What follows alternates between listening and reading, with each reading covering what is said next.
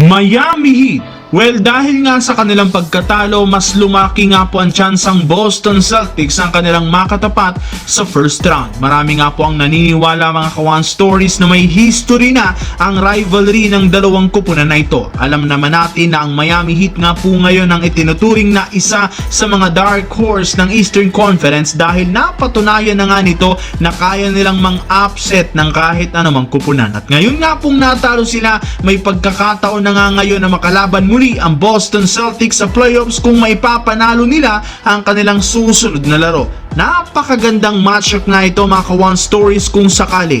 Miami Heat versus Boston Celtics. Well, tara na talakayin natin at pag-usapan ng balitang may pantapat na nga daw po ang Los Angeles Lakers kay Nikola Jokic. Pero bago yan, please don't forget to hit the notification bell at mag-subscribe sa aking channel.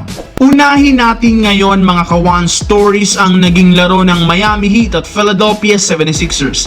Dahil nga natalo ang Miami Heat ngayong araw at hindi nila napanatili ang kanilang kalamangan, muli sasabak sila sa isa pang laro para tuluyang makapasok sa playoffs, and this time makakalaban nila kung sinong mananalo sa laro ng Hawks at Bulls, at ngayon nga naipanalo ng Chicago Bulls. Pero dahil nga mainit ang Miami ngayon sa pagbabalik sa kanilang home court, well, masasabi nating malaki ang tsansa nilang masigurado ang panalo. At kung manalo, magkakaroon sila ng oportunidad na makatapat muli ang Boston Celtics na currently number 1 team sa Eastern Conference. Ito na rin naman ang possible Eastern Conference Finals rematch.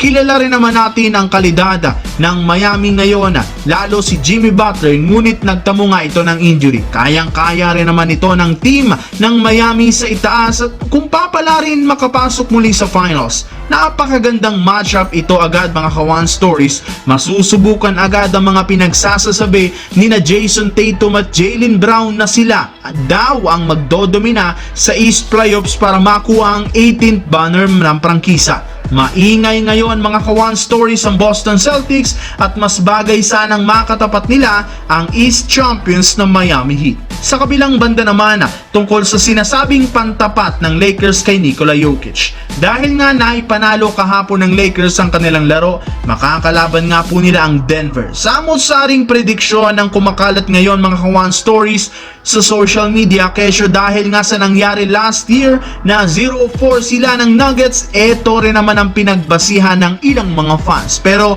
iba noon, iba ngayon.